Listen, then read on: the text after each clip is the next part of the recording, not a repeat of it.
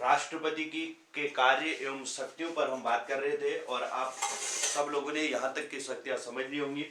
राष्ट्रपति की शक्तियों में हमने जो कल बात की थी, राष्ट्रपति के कार्य एवं शक्तियों की हम बात कर रहे थे। अब इसमें सबसे पहले जो हमने बात की थी, एक तो कार्यपालिका शक्ति हमने समझी थी, कार्यपालिका शक्ति। दूसरा हमने विधायी शक्ति समझा था, राष्ट्रपति की विधायी शक्ति। और तीसरी न्यायिक शक्ति भी हमने समझ ली थी, न्यायिक शक्ति। तो ये सबकी समझ में आ गया होगा। इसके अलावा एक हमने राजनयिक शक्ति भी समझी थी, नंबर 4 राजनयिक शक्ति। राष्ट्रपति की राजनयिक शक्ति भी हमने समझ ली थी। शायद इतनी ही शक्तियां हमने अभी तक पढ़ रखी हैं। ठीक है, चलिए सभी को गुड इवनिंग। चलिए, तो हमने जो बात की थी राष्ट्रपति के कार्य एवं शक्तियों की, उसमें सबसे पहले कार्यपालिका शक्ति पढ़ी थी, दूसरी विधायिक शक्ति और तीसरी न्यायिक शक्ति। उसके अलावा इसमें हमने राष्ट्रपति की न्यायिक शक्ति पढ़ी थी। न्यायिक शक्ति के अंतर्गत क्षमादान की शक्ति भी पढ़ी थी और परामर्शदात्री शक्ति भी हमने पढ़ी थी। ठीक है, राष्ट्रपति की क्षमादान की शक्ति और परामर्शदात्री शक्ति भी पढ़ी थी। और इसके अलावा एक शायद सैन्य शक्ति भी हमने पहले पढ़ी रखी थी, नंबर 5 में सैन्य शक्ति भी पढ़ी थी। सैन्य शक्ति का मतलब यही था कि राष्ट्रपति जो तीनों सेनाओं के जो प्रमुख होते हैं उनकी नियुक्ति करता है, और उसके अलावा जो सीडीएस होते हैं, सीडीएस की नियुक्ति करने का काम भी राष्ट्रपति का होता है। तो ये बात भी हमने यहाँ तक समझ ली थी। ठीक है, चलिए अब यहाँ से आगे बढ़ते हैं। अब एक इंपॉर्टेंट शक्ति आती है जिसे हम कहते हैं राष्ट्रपति की आपातकालीन शक्ति। नंबर 6 में आ जाओ और हेडिंग लिखेंगे आपातकालीन शक्ति। राष्ट्रपति की आपातकालीन शक्ति बहुत इंपॉर्टेंट शक्ति में से एक शक्ति है।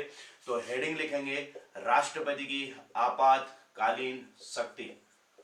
आपातकालीन शक्ति। और आर्टिकल कितना है, तो इसका आर्टिकल अनुच्छेद 352 से लेकर के 360 में इसको रखा गया है। तो यह है राष्ट्रपति की आपातकालीन शक्ति। और ये किस भाग के अंतर्गत आती है, तो इसको भी ध्यान रखेंगे। ये आपातकालीन जो शक्ति होती है भाग 18 के अंतर्गत होगा। तो भाग 18 के अंतर्गत आपातकालीन शक्ति आती है। अब आर्टिकल देखिए, ये 3 प्रकार की होती है आपातकालीन शक्ति। कौन कौन सी? एक होता है राष्ट्रीय आपात, एक कहलाता है राष्ट्रीय आपात। दूसरा होता है राष्ट्रपति शासन। और तीसरा आता है वित्तीय आपात। ये 3 तरीके के आपात होते हैं, वित्तीय आपात। तो आपात 3 प्रकार के होते हैं, एक होता है राष्ट्रीय आपात, दूसरा राष्ट्रपति शासन और तीसरा वित्तीय आपात। ठीक है, अब इसमें सबसे पहले समझते हैं राष्ट्रीय आपात क्या होता है और राष्ट्रपति शासन क्या होता है और वित्तीय आपात क्या होता है। इसे अनुच्छेद आर्टिकल की बात करेंगे तो अनुच्छेद 352 में राष्ट्रीय आपात को रखा गया है। अनुच्छेद 360 में 352 में इसको 56 में इसको रखा गया है और इसे अनुच्छेद 360 में रखा गया है। 360 के अंतर्गत वित्तीय आपात आता है। तो ये 3 प्रकार के आपात हैं। सभी लोगों को यहाँ तक बातें क्लियर हो रही होंगी कि राष्ट्रपति की जो आपातकालीन शक्तियां होती हैं ये 3 प्रकार की होती है, एक राष्ट्रीय आपात, एक राष्ट्रपति शासन और एक वित्तीय आपात। अब राष्ट्रीय आपात की स्थिति कब आती है? जब देश में कोई बाहरी आक्रमण हो जाए, कोई बाहरी आक्रमण हो जाता है या युद्ध वाली स्थिति हो जाती है, तो ऐसे में राष्ट्रपति देश में राष्ट्रीय आपात घोषित कर देते हैं। यदि देश में बाहरी आक्रमण अथवा युद्ध की स्थिति हो तो राष्ट्रपति राष्ट्रीय आपात की घोषणा कर देते हैं। राष्ट्रीय आपात की घोषणा करते हैं। ठीक है, जो 6 माह तक के लिए लगाया जाता है, लेकिन इसे अगर बढ़ाना चाहे तो धीरे धीरे उसको 6 माह करके बढ़ाया जा सकता है। ठीक है, और ये इसको फिर अनुमोदन चाहिए होता है और ये 6 माह तक लागू रहता है। 1 माह में संसद द्वारा उसमें अनुमोदन होना चाहिए और ये 6 माह तक लागू रहता है। ठीक है, हर एक माह में अनुमोदन होना चाहिए। 1 माह में जब अनुमोदन करेंगे तो तब जाकर के 6 माह तक फिर उसे आगे बढ़ाया जाता है। अभी तक की अगर बात करें तो भारत में अभी तक 3 बार राष्ट्रीय आपात लग चुका है। ठीक है, अभी तक भारत में 3 बार राष्ट्रीय आपात लगा है।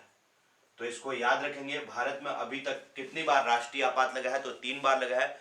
1962 में लगा, 1971 में लगा और 1975 में लगा। ये 3 बार अभी तक भारत में राष्ट्रीय आपात लगा है, 1962, 1971 और 1975 में। ठीक है, तो ये बात सबको क्लियर होगी। अब 1962 में क्या हुआ था? 1962 में भारत चीन युद्ध के दौरान भारत में राष्ट्रीय आपात लगा था। भारत चीन युद्ध हुआ था, चीन युद्ध और 1971 में भारत पाक युद्ध हुआ था, भारत पाक युद्ध। और 1975 में आंतरिक अशांति के कारण, अशांति या इसे सशस्त्र विद्रोह भी कहा जाता है, सशस्त्र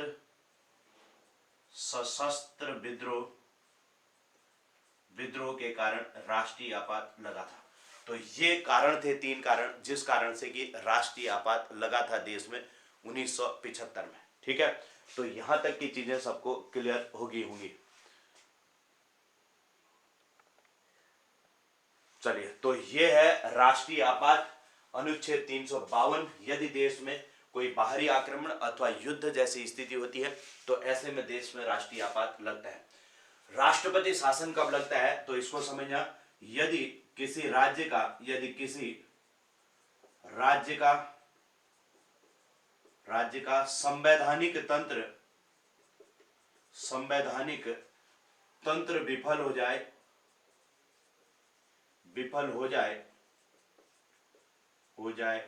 तो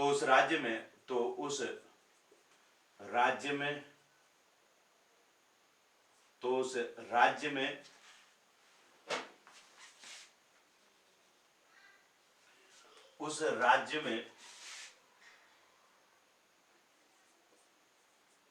राष्ट्रपति शासन लगा दिया जाता है।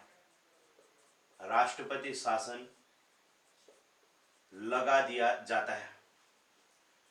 तो इसको भी समझना कि संवैधानिक तंत्र विफल होने का मतलब क्या है, इस बात को समझ लेना कि जैसे अगर उत्तराखंड की बात करें तो उत्तराखंड में अभी तक 1 बार लगा है, 27 मार्च 2016 को उत्तराखंड में 27 मार्च 2016 को राष्ट्रपति शासन लगा था। राष्ट्रपति शासन लगा जो 46 दिन तक रहा। तो इस बात को ध्यान रखना। अब संवैधानिक तंत्र विफल का मतलब क्या है, इसको मैं एक एग्जांपल से समझाऊं। माना हमारे यहाँ 70 सीटें हैं हमारे उत्तराखंड में, उसमें से किसी पार्टी की, माना बीजेपी की, मैंने मान लिया बीजेपी की 36 सीटें हैं, 36 सीटें बीजेपी की हैं और 30 सीटें कांग्रेस की हैं। ठीक है, तो कितने हो गए? 30 दूनी 60, 66 हो गए। 4 सीटें अदर हैं। मैंने ये इतना मान लिया है। इतना ऐसी स्थिति अगर है तो इसको गुड इवनिंग। तो ऐसे में क्या है, देखो ऐसे में 36, 30 और 4 तो टोटल हो गए 36, 30 दूनी 60 और 66 और 4 70। ठीक है, तो ये टोटल 70 सीट होगा, सीटें थी। अब यहां पर बीजेपी के 36 सीटें हैं बीजेपी की, और कांग्रेस की 30 सीटें हैं, अदर की 4 सीटें हैं। ठीक है, तो अदर की कितनी है? 4 सीटें।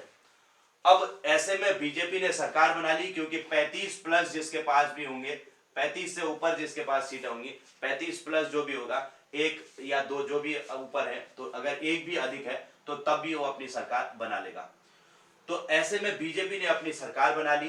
अब हुआ क्या, सरकार इनकी ठीक ठाक चल रही थी, लेकिन कुछ समय के बाद क्या हुआ कि यहां से जो दो चार जो विधायक हैं, माना 4 विधायकों ने यहां से छोड़ दिया, ठीक है, या 2 ही विधायकों ने भी यहां पर छोड़ दिया, का बीजेपी छोड़ दी और उन्होंने दल बदल कर दिया और वो कांग्रेस में चले गए। तो ऐसे में बीजेपी 36 की जगह कितने में रह जाएगी, 34 में रह जाएगी। अगर 2 विधायक यहां से चले गए तो अब ये सरकार नहीं बना पा रहे हैं, और यहां पर 30 इनके पास है, 30 इनके पास है, और इनके बढ़ के हो गए 32 हो गए, और 4 ये है। इन चारों ने कहा भैया न तो हम बीजेपी में शामिल होंगे, नहीं कांग्रेस में शामिल होंगे। ऐसे में देखो जो सरकार है न तो इनकी बन रही है, न इनकी बन रही है, और न अदर की बन रही है। तो इसे कहते हैं संवैधानिक तंत्र विफल हो जाना। ऐसे में हो गया संवैधानिक तंत्र विफल, और अब राष्ट्र ऐसे में राज्यपाल क्या करता है, राष्ट्रपति से सिफारिश करते हैं कि यहाँ पर राष्ट्र जो संवैधानिक तंत्र है वो विफल हो गया है, और आप यहाँ पर राष्ट्रपति शासन लगा दें, और राष्ट्रपति राज्यपाल के कहने पर राष्ट्रपति शासन लगा देते हैं।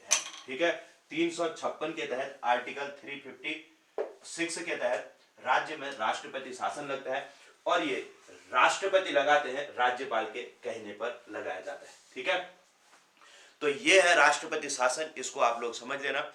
और इसके बाद इसमें ये 6 माह तक के लिए लगाया जा सकता है। ठीक है, ये कितने समय के लिए लगाया जाता है, तो यह 6 माह तक लगेगा, तक लगाया जाता है, जिसे बढ़ाकर 3 वर्ष तक किया जाता है, जिसे 6 माह कर 3 वर्ष तक लगाया जा सकता है, 3 वर्ष तक बढ़ाया जा सकता है। तो इसको याद रखना कि ये 6 माह करके 3 वर्ष तक, मैक्सिमम 3 वर्ष तक राष्ट्रपति शासन लगाया जा सकता है। ठीक है, तो ये है राष्ट्रीय आपात और राष्ट्रपति शासन। और तीसरा है वित्तीय आपात। यदि देश में धन संबंधी आपदा आ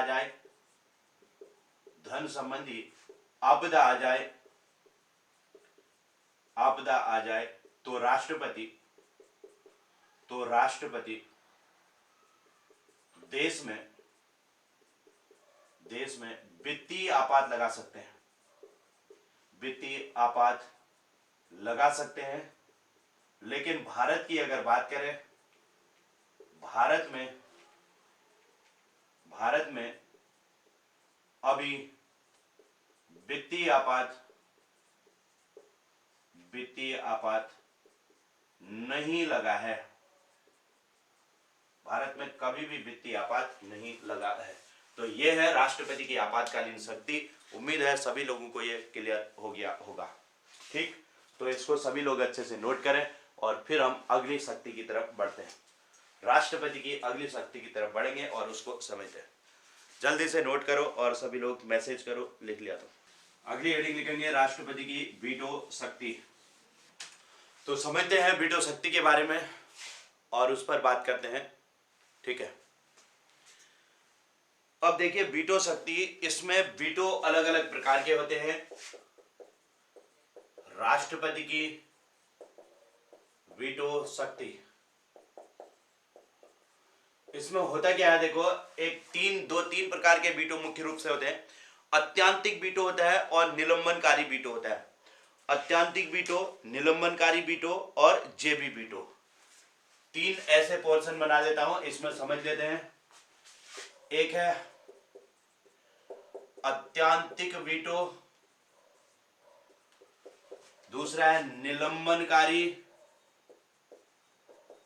वीटो, और तीसरा है जेबी वीटो, पॉकेट वीटो इसे कहते हैं। ठीक, अब ये होते क्या है, देखो अत्यांतिक वीटो का मतलब क्या है, वीटो शक्ति का मतलब समझना। सबसे पहले वीटो शक्ति का मतलब क्या है। वीटो शक्ति का मतलब ये होता है कि जब कभी राष्ट्रपति के पास कोई विधेयक जाता है, होता क्या है, विधेयक पास करने की प्रक्रिया सब लोग जानते होंगे। एक है लोकसभा, एक है राज्यसभा और तीसरा है राष्ट्रपति। ठीक है, कोई भी विधेयक माना लोकसभा में पास हुआ, फिर वो राज्यसभा में जाएगा, वहां भी पास हो गया, तो फिर जाएगा राष्ट्रपति के पास होने के लिए, और राष्ट्रपति ने अगर उसे पास कर दिया तो फिर वो नियम बन जाता है। अब यहां पर है क्या, देखो राष्ट्रपति के पास ये शक्ति है कि वह चाहे तो उसे पास करे और चाहे तो उसे पास न करे। ठीक है, अच्छा एक बात बताओ, आपको आवाज आ रही क्या? अभी आवाज आ रही है ना सबको? आवाज क्लियर है? ठीक है, ठीक है, ओके। तो ये मैं कह रहा हूं कि राष्ट्रपति की जो वीटो शक्ति है, वीटो शक्ति का मतलब ये होता है कि जब राष्ट्रपति के पास विधेयक जाता है तो राष्ट्रपति चाहे तो उसे पास करे और चाहे तो उसे न पास करे। राष्ट्रपति की इस शक्ति को ही वीटो शक्ति कहते हैं। ठीक है, तो वीटो शक्ति का मतलब समझ आया होगा। कोई विधेयक जब राष्ट्रपति के पास जाता है तो उसके पास शक्ति है कि वह उसे पास करे या न करे। ठीक, उसी शक्ति को वीटो शक्ति कहा जाता है। ठीक है, चलिए अब इसमें सबसे पहला अत्यंतिक वीटो। अत्यंतिक वीटो में होता क्या है, देखो राष्ट्रपति के पास जब कोई विधेयक जाता है तो उसको पास करने से सीधे सीधे मना कर देता है। राष्ट्रपति कहेगा कि भाई मुझे इसको पास नहीं करना है। ठीक है, जब राष्ट्रपति के पास कोई विधेयक गया तो राष्ट्रपति जब उसके लिए सीधे सीधे मना कर देता है तो इस प्रकार के वीटो को क्या कहते हैं? इसे कहते हैं अत्यंतिक वीटो। दूसरा आता है निलंबनकारी वीटो। ये क्या होता है, देखो राष्ट्रपति के पास कोई विधेयक आया तो राष्ट्रपति ने क्या किया, उस विधेयक को वापस लौटा दिया पुनर्विचार के लिए। राष्ट्रपति ने कहा कि भाई इस पर आप पुनर्विचार करो, तब जाकर के हम देखते हैं कि ये पास करने लायक है या नहीं है। ठीक है, जब राष्ट्रपति उसे पुनर्विचार के लिए वापस लौटा देता है तो उसे कहते हैं निलंबनकारी वीटो। अब पॉकेट वीटो क्या होता है, इसको समझना। जेबी वीटो, जब कोई विधेयक राष्ट्रपति के पास आता है तो राष्ट्रपति उसे चुपचाप अपने पॉकेट में रख लेता है, न तो उसे वापस करता है और न ही उस पर न तो उसे वापस करता है राष्ट्रपति और न ही उस पर उसको पास करने से मना करता है। ठीक है, उसे सीधे अपने पॉकेट में रख लेता है, उसी को पॉकेट वीटो कहा जाता है। तो अत्यंतिक वीटो में क्या होता है, जब राष्ट्रपति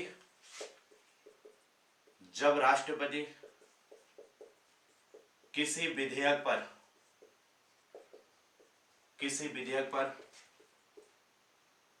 पर अपनी स्वीकृति देने से मना कर देता है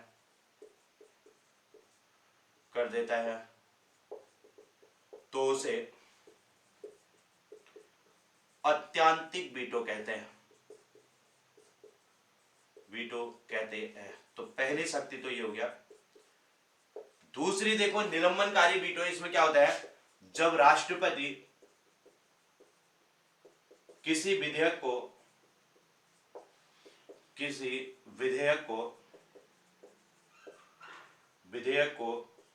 पुनर्विचार के लिए वापस लौटा देता है तो उसे राष्ट्रपति की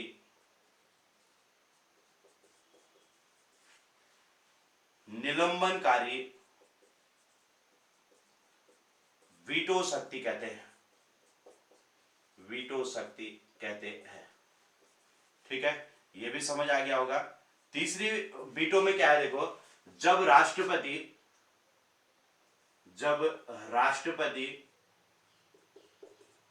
किसी विधेयक को न तो वापस लौटाता है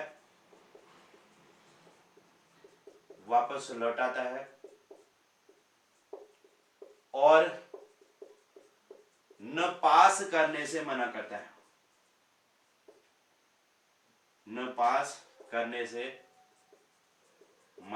है, बल्कि उसे चुपचाप अपने पॉकेट में रख लेता है, उसे जेबी वीटो कहते हैं, जेबी वीटो कहते हैं, जेबी वीटो या पॉकेट वीटो इसे कहा जाता है। ठीक है, तो समझ आ गए होंगे, 3 के 3 वीटो शक्तियां आपकी समझ में आ गई होंगी, क्लियर होगी होंगी। हाँ ठीक है, और कुछ कोई कुछ कह रहे हो क्या?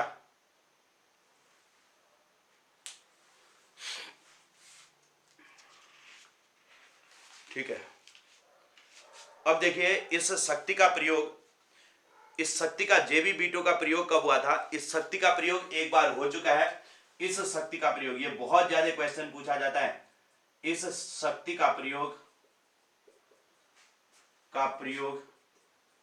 1986 में महामहिम ज्ञानी जैल सिंह ने, ज्ञानी जैल सिंह ने किया था। ठीक है, तो इन्होंने जब राजीव गांधी के साथ राष्ट्रपति ज्ञानी जैल सिंह का थोड़ा मतभेद थे इनके, तो इन्होंने एक डाक विधेयक पर, किस विधेयक पर? जैल सिंह ने किया था, जो कि एक डाक विधेयक था, जो कि एक डाक विधेयक था। तो ये क्वेश्चन बहुत ज्यादा पूछा जाता है, किस विधेयक पर ज्ञानी जैल सिंह ने अपनी इस जेबी वीटो शक्ति का प्रयोग किया था? तो डाक विधेयक पर, और किस वर्ष किया था? तो 1986 में किया था।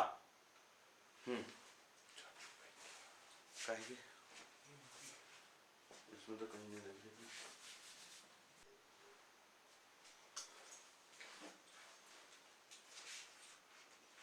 चलिए, तो हमने दूसरी राष्ट्रपति की शक्ति की बात की।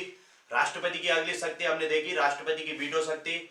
वीटो शक्ति 3 प्रकार की होती है, एक अत्यंतिक वीटो, दूसरा निलंबनकारी वीटो और तीसरा जेबी वीटो। ये 3 प्रकार की शक्तियां हैं। इसमें सबसे पहले अत्यंतिक वीटो में हमने कहा, जब राष्ट्रपति किसी विधेयक पर अपनी स्वीकृति देने से मना कर देता है तो उसे अत्यंतिक वीटो कहते हैं।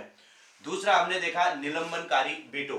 निलंबनकारी वीटो क्या होता है? जब राष्ट्रपति किसी विधेयक को पुनर्विचार के लिए वापस लौटा देता है तो उसे राष्ट्रपति की निलंबनकारी शक्ति, वीटो शक्ति कहते हैं। तीसरा हमने देखा जेबी वीटो, जब राष्ट्रपति किसी विधेयक को न तो वापस लौटाता है और न पास करने से मना करता है, बल्कि उसे चुपचाप अपने पॉकेट में या जेब में रख लेता है, तो उसे जेबी वीटो कहते हैं। इस शक्ति का प्रयोग 1986 में महामहिम ज्ञानी जैल सिंह ने किया था, जो कि एक डाक विधेयक था। इस डाक विधेयक पर इन्होंने इस शक्ति का प्रयोग किया था। अब देखिए, यहां पर भी एक चीज सुनना कि कभी ऐसा क्या हो सकता है कि राष्ट्रपति किसी विधेयक को अपनी स्वीकृति देने से मना कर दे? तो ऐसा कभी कभी होता है। ये कब होता है, इस पर मैं आपसे बात करता हूं, थोड़ा सा इसको समझते हैं। ठीक है, इस वीटो शक्ति का प्रयोग कब होता है? जब कोई विधेयक गैर सरकारी विधेयकों के संबंध में इसका प्रयोग होता है। इसका प्रयोग गैर सरकारी विधेयकों के लिए होता है, गैर सरकारी विधेयकों के लिए के संबंध में, गैर सरकारी विधेयकों के संबंध में इस वीटो शक्ति का प्रयोग होता है। ठीक है, चलिए अब देखो, इसके लिए थोड़ा सा सुनना, अत्यंतिक वीटो का प्रयोग कब होता है, राष्ट्रपति कब करता है? देखो इसको समझना। जैसे माना कोई अभी सरकार है, उन्होंने कोई विधेयक पास कर दिया चुनाव से पहले, चुनाव में जीतने के लिए उन्होंने कोई ऐसा विधेयक पास कर दिया, और फिर हुआ क्या? देखो, विधेयक तो दोनों सदनों में पास कर दिया, लेकिन राष्ट्रपति के पास जब गया उसी दौरान चुनाव की डेट आ गई। वो लोग करते ही है कि भाई उससे पहले कोई लोक लुभावने जो विधेयक होते हैं उनको पास करके राष्ट्रपति के पास तक पहुंचा देते हैं। ठीक है, अब हुआ क्या कि भाई उनने ऐसा एक कोई विधेयक रखा जो कि जनता को लुभाने के लिए था, और वो वहां पर लेके आए, राष्ट्रपति के पास तक पहुंचा दिया। अब ऐसे में जब चुनाव का ऐलान हो गया तो फिर कोई विधेयक पास होते नहीं है, तो वहां पर ठंडे बस्ते में पड़ गया। अब चुनाव हुआ, और जो पार्टी थी, जिस पार्टी ने उसे बनाया था, वो पार्टी हार गई चुनाव और दूसरी पार्टी वहां पर जीत करके आ गई। तो उन्होंने क्या किया, दूसरी पार्टी ने सीधे सीधे आगे, जैसे ही वो आए, राष्ट्रपति से कहा कि भाई आप इस विधेयक को कैंसिल कर दो, क्योंकि इसका कोई मतलब नहीं है, ये खाली चुनाव से पहले जनता को लुभाने के लिए विधेयक पास करवाया था इन लोगों ने, तो इसीलिए इसको हटा दो तुम। और राष्ट्रपति ने उसे सीधे सीधे पास करने से मना कर दिया। तो इसे कहते हैं अत्यंतिक वीटो। अत्यंतिक वीटो शक्ति का प्रयोग राष्ट्रपति ऐसे ही मामलों पर करते हैं कभी कभी। ठीक है, चलिए, तो यहां तक आपको ये समझ में आ गया होगा, ये 3 प्रकार की वीटो शक्ति क्लियर होगी। तो राष्ट्रपति की वीटो शक्ति भी क्लियर। एक और शक्ति आती है, इस शक्ति पर हम थोड़ा सा बात करते हैं। अगली लिखेंगे राष्ट्रपति की अध्यादेश जारी करने की शक्ति। नेक्स्ट लिखिए राष्ट्रपति की अध्यादेश जारी करने की शक्ति। चलिए, तो अगली हेडिंग लिखेंगे अध्यादेश जारी करने की शक्ति, राष्ट्रपति की अध्यादेश जारी करने की शक्ति। यह आर्टिकल है अनुच्छेद 123 जबकि राज्यपाल की अध्यादेश जारी करने की शक्ति होती है आर्टिकल 213। ठीक है, 123 है। अब होता क्या है, देखो, राष्ट्रपति अध्यादेश कब जारी करता है? जब संसद के दोनों सदन कार्यवाही पर न हो, मतलब संसद में क्या चल रही है? छुट्टी चल रही है। परंतु राष्ट्रहित में किसी विधेयक को पास करना अनिवार्य हो तो राष्ट्रपति एक अध्यादेश जारी कर देता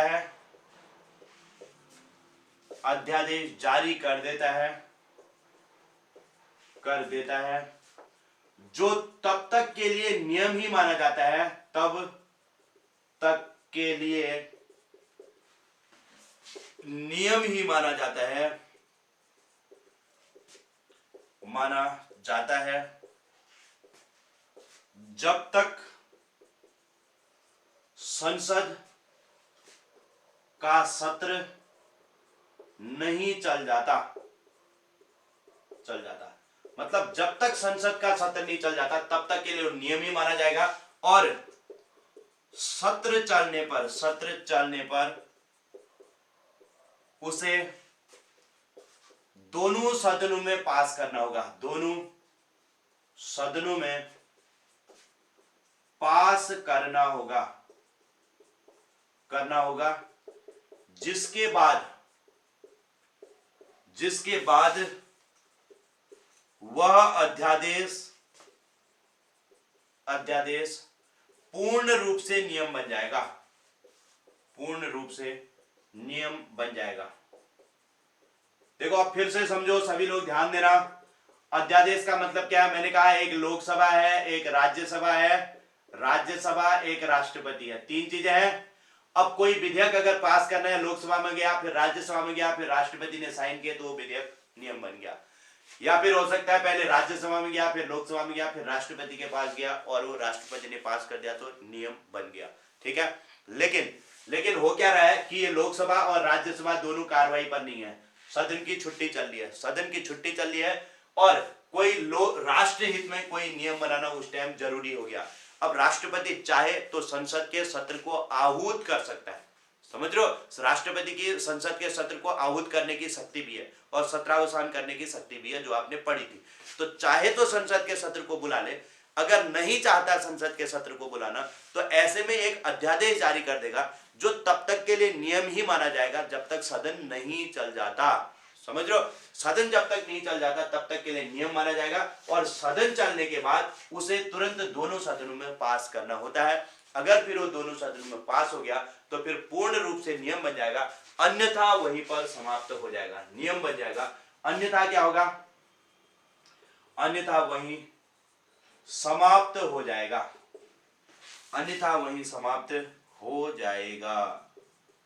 वो अध्यादेश क्या हो गया? अन्यथा वहीं पर समाप्त हो जाएगा। ठीक है, और इसका अधिकतम समय कितना होता है? तो 6 सप्ताह इसका अधिकतम समय होता है। अध्यादेश का अधिकतम समय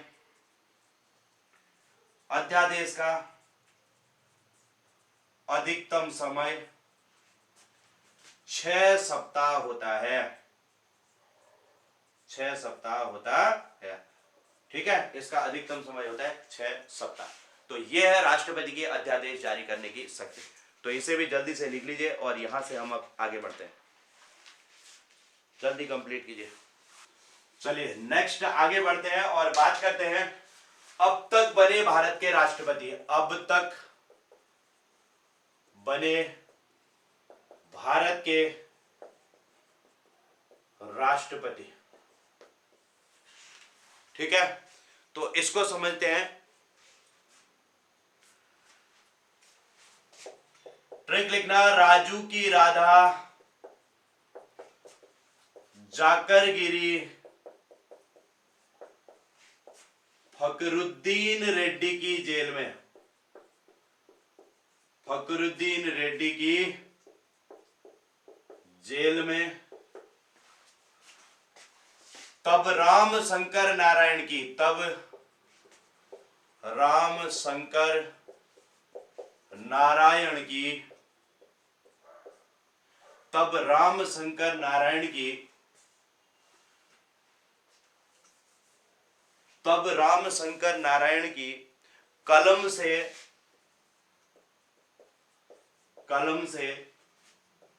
प्रतिभा निकली, प्रतिभा निकली प्रणव कोविंद, प्रणव कोविंद, ठीक है। तब राम शंकर नारायण की कलम से प्रतिभा निकली प्रणव कोविंद की, ठीक। चलिए यहां तक कि हम कर लेते हैं कोविंद की। अब सबसे पहले देखिए, राजू की राधा जाकर गिरी फकरुद्दीन रेड्डी की जेल में, तब राम शंकर नारायण की कलम से प्रतिभा निकली प्रणव कोविंद की, ठीक है। चलिए प्रणव कोविंद और साथ में मुर्मू की भी लिख सकते हो, प्रणव कोविंद मुर्मू की, ऐसे कर लेना, मुर्मू की, ये भी आपका हो जाएगा, ठीक है। यहां तक चीजें पूरी कवर हो जाएंगी, ये भी इसमें आ जाएंगे। क्या कहा हमने, राजू की राधा जाकर गिरी फकरुद्दीन रेड्डी की जेल में, तब राम शंकर नारायण की कलम से प्रतिभा निकली प्रणव कोविंद मुर्मू की। नंबर 1 देखिए, सबसे पहले राजेंद्र प्रसाद भारत के पहले राष्ट्रपति, राजेंद्र प्रसाद नंबर 1। नंबर 2 सर्वपल्ली राधाकृष्ण, सर्वपल्ली राधाकृष्ण दूसरे राष्ट्रपति। तीसरे नंबर में जाकिर हुसैन, जाकिर हुसैन। चौथे नंबर में बीबी गिरी, बीबी गिरी। पांचवें नंबर में फकरुद्दीन अली अहमद, अली अहमद।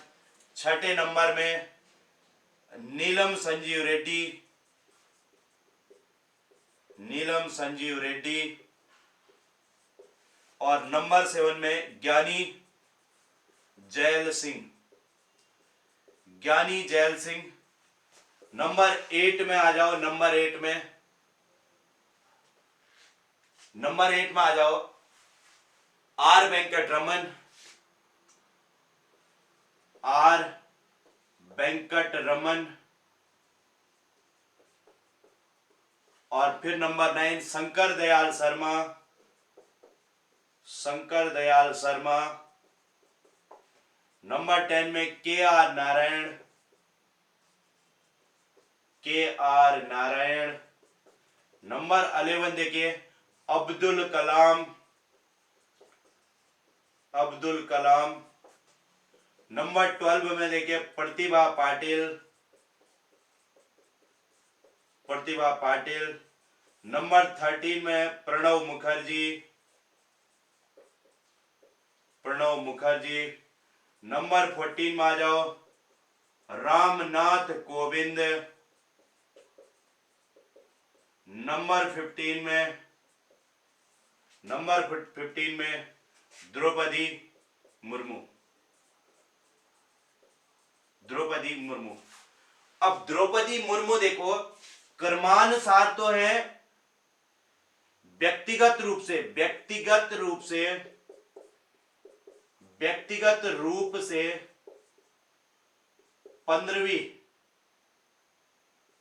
15वीं राष्ट्रपति द्रौपदी मुर्मू है, मुर्मू। लेकिन क्रमानुसार अगर देखेंगे, क्रमानुसार 16वीं राष्ट्रपति, 16वीं राष्ट्रपति द्रौपदी मुर्मू है। ठीक है, व्यक्तिगत रूप से देखो, व्यक्तियों के हिसाब से 15वें नंबर में, लेकिन डॉक्टर राजेंद्र प्रसाद 2 बार बने, तो क्रम से देखेंगे तो ये 16वें नंबर की राष्ट्रपति है। तो ये है अब तक बने राष्ट्रपतियों का क्रम। जल्दी से इसे नोट करिए सभी लोग, और फिर थोड़ा सा और आगे बढ़ रहे हैं, और एक और पॉइंट, एक आध पॉइंट इस पर लिख लेते हैं। जल्दी कंप्लीट करें, थोड़ा सा और रह रहा है, उसे कंप्लीट करते हुए चलते हैं। ठीक है, स्क्रीनशॉट ले लो सभी लोग, जिसका रह रहा है स्क्रीनशॉट ले लो जल्दी। मैं इन पर कुछ पॉइंट लिखा रहा हूं। पहला पॉइंट लिखेंगे, जाकिर हुसैन और फखरुद्दीन अली अहमद, ये है और ये है, इनकी कार्यकाल के दौरान मृत्यु, कार्यकाल के दौरान इनकी भी मृत्यु होगी थी और इनकी भी मृत्यु होगी थी। लिखिए पहला पॉइंट, जाकिर हुसैन और फखरुद्दीन अली अहमद की कार्यकाल के दौरान मृत्यु होगी थी। पॉइंट नंबर 1, जाकिर हुसैन और फखरुद्दीन अली अहमद की कार्यकाल के दौरान मृत्यु होगी थी।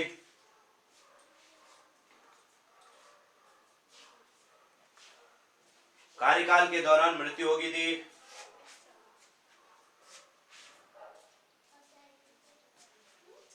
लिखा सबने? अगला पॉइंट, बीबी गिरी लिखेंगे प्रथम कार्यवाहक राष्ट्रपति।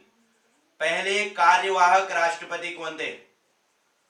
प्रथम कार्यवाहक राष्ट्रपति थे बीबी गिरी, प्रथम कार्यवाहक राष्ट्रपति, फर्स्ट कार्यवाहक राष्ट्रपति थे बीबी गिरी, प्रथम कार्यवाहक राष्ट्रपति बने।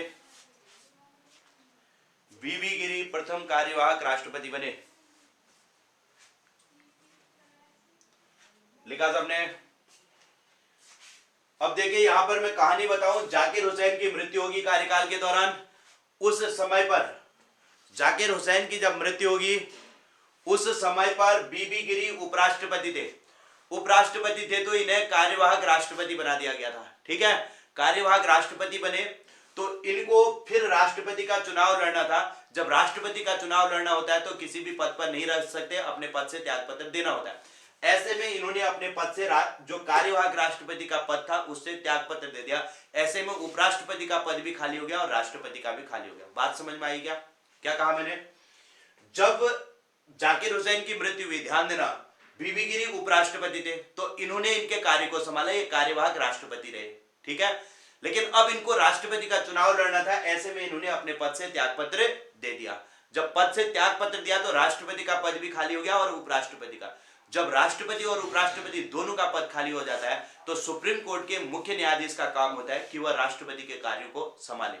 ऐसे में देखो, मोहम्मद हिदायतुल्लाह, मोहम्मद हिदायतुल्लाह यहां पर लिख रहा हूं, मोहम्मद हिदायतुल्लाह, हिदायतुल्लाह पहले सुप्रीम कोर्ट के मुख्य न्यायाधीश थे, पहले चीफ जस्टिस थे जिन्होंने राष्ट्रपति को, एकमात्र चीफ जस्टिस है जिन्होंने राष्ट्रपति के कार्यभार को संभाला है।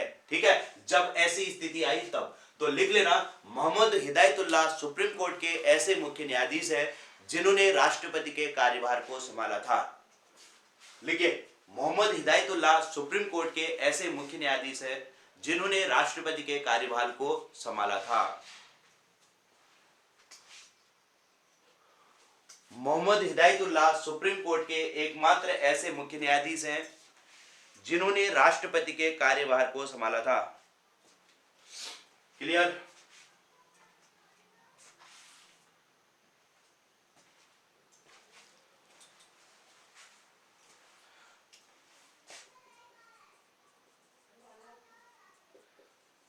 अगला लिखेंगे नीलम संजीव रेड्डी। नीलम संजीव रेड्डी निर्विरोध राष्ट्रपति चुने गए थे। नीलम संजीव रेड्डी निर्विरोध राष्ट्रपति चुने गए थे, मतलब इनके अपोजिशन में कोई ने भी चुनाव नहीं लड़ा, ये निर्विरोध चुने गए। नीलम संजीव रेड्डी निर्विरोध राष्ट्रपति चुने गए थे। नीलम संजीव रेड्डी निर्विरोध राष्ट्रपति चुने गए थे। लिखा सबने? नेक्स्ट पॉइंट,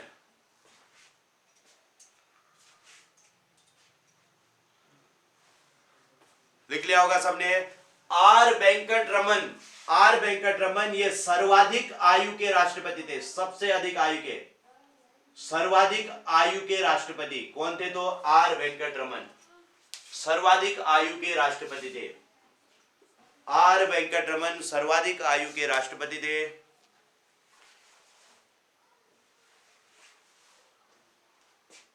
लिखा सबने? आर वेंकट रमन सर्वाधिक आयु के राष्ट्रपति थे।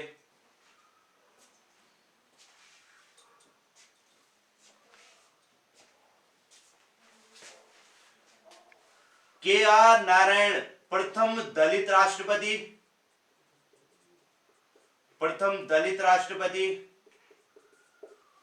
और रामनाथ कोविंद प्रथम दूसरे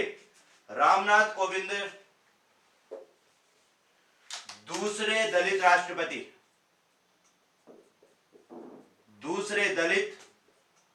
और यूपी से चुने गए प्रथम राष्ट्रपति थे। बात समझना क्या कहा मैंने?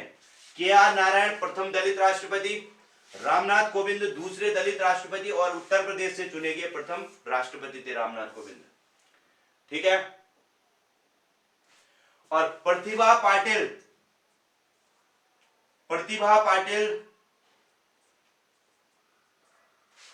प्रथम महिला राष्ट्रपति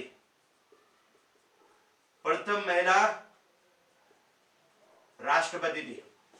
प्रतिभा पाटिल लिख लेना, प्रथम महिला राष्ट्रपति।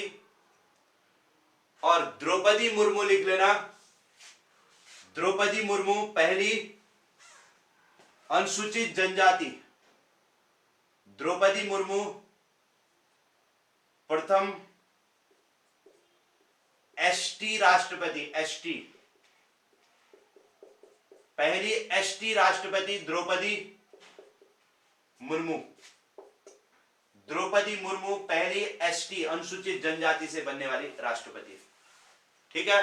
तो ये इनके बारे में मैंने कुछ फैक्ट थे वो भी लिखा दिए।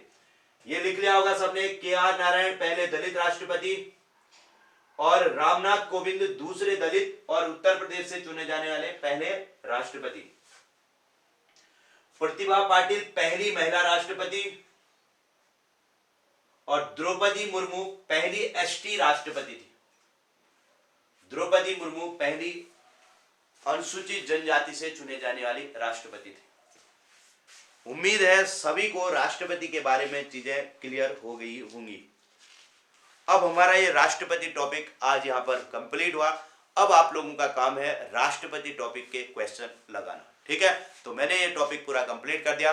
उम्मीद है सभी लोगों को यहाँ तक की चीजें क्लियर हो चुकी होंगी। ठीक है। चलिए मिलते हैं अगली क्लास में, ज्योग्राफी की क्लास में। अभी तक के लिए इतना ही। ठीक है। ओके।